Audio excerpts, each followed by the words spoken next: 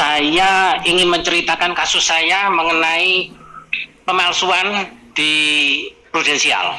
Jadi saya awalnya ditawarin oleh si agent itu untuk upgrade.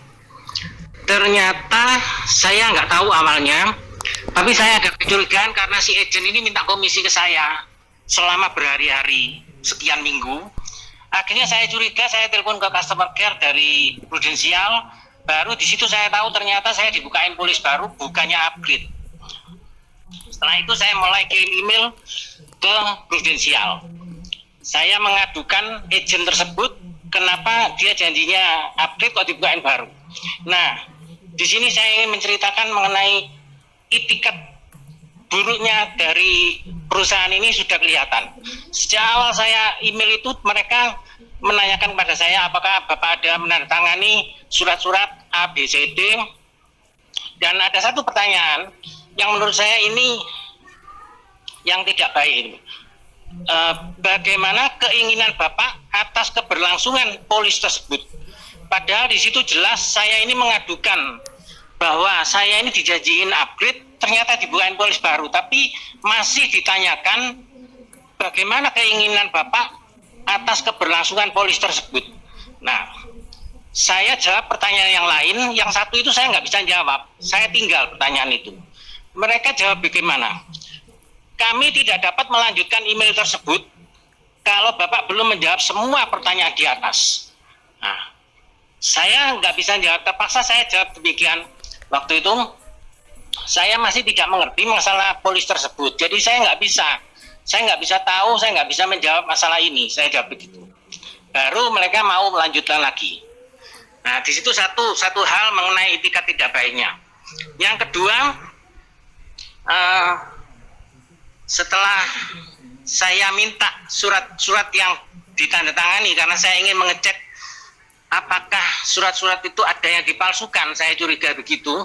Mereka kirim akhirnya surat-surat yang dipalsukan. Surat-surat yang menurut mereka dari agent itu. Saya periksa ternyata tanda tangannya palsu semua. Saya katakan lalu ke mereka, tanda tangan ini dipalsukan semua, silakan kamu cek forensik. Nah, kemudian 3 hari kemudian mereka baru menjawab. Awalnya mereka, oh ya baik, kami akan meneliti. Terus 3 hari kemudian mereka baru menjawab bahwa yang pertama, kami tidak mempunyai kapasitas untuk menentukan suatu tanda tangan palsu dan tidak. Karena pemalsuan adalah suatu tindak pidana yang harus dibuktikan secara hukum. Tapi mereka juga tidak melakukan apa-apa, tidak melakukan tindakan hukum itu. Cuman siapa yang disuruh melakukan tindakan hukum, membuktikan secara hukum, saya juga nggak tahu itu siapa yang dimaksud itu. Sehingga akhirnya saya terpaksa melakukan laporan ke polisi. Nah, setelah sampai di tingkat penyidikan, kemudian kasus saya dihentikan sementara, tapi tidak ada batas waktu karena masalah COVID oleh penyidik. Saya email lagi ke mereka, ke pihak perusahaan. Saya minta penangguhan pembayaran untuk polis yang baru yang bermasalah itu. Karena saya tidak pernah minta untuk dibuatan itu, dan itu juga dipalsukan semua tanda tangannya.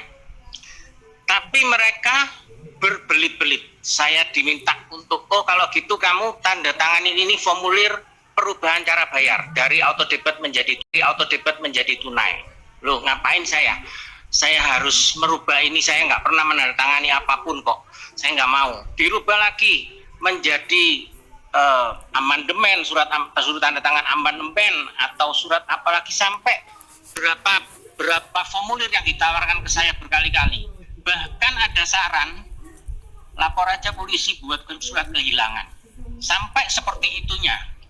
Jadi dari situ kita sudah tahu perusahaan ini tidak ada itikat baiknya. Sudah motif jeleknya sudah muncul semua, kelihatan. Nah, dari situ sampai ya mereka tetap tidak mau memberikan penangguhan pembayaran, saya nggak masalah. Ada satu hal lagi juga mengenai penyerahan buku polis.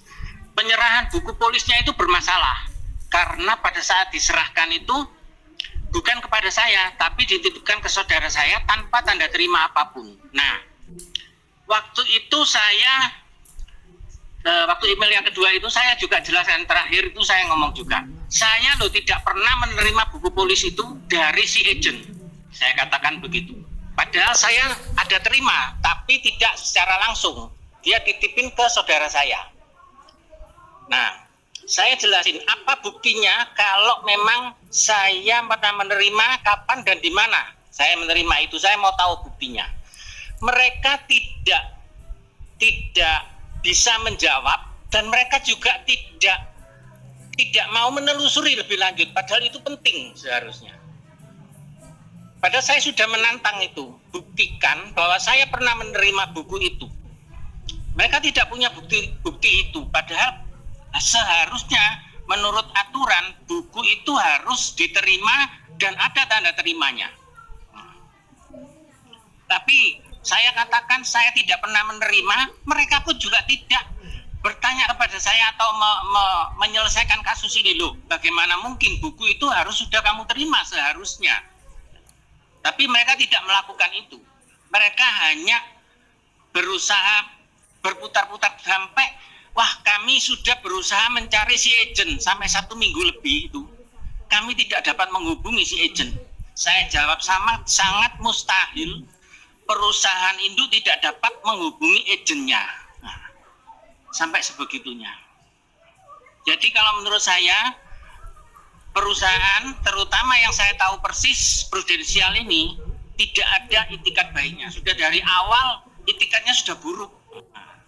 Mulai dari email saya yang pertama itu sampai terakhir masalah saya waktu minta penangguhan pembayaran, akhirnya diajak berkelit-kelit, termasuk disarankan membuat surat kehilangan dari kepolisian, padahal tidak ada cerita seperti itu dan tidak ada kejadian itu, termasuk urusan mengenai penerimaan buku polis yang bermasalah itu. Saya tantang sudah seperti itu, tapi mereka tidak mau menyelidiki. Harusnya itu menjadi tanggung jawab mereka untuk menyelidiki. Loh, kok bisa buku ini sampai tidak nyampe?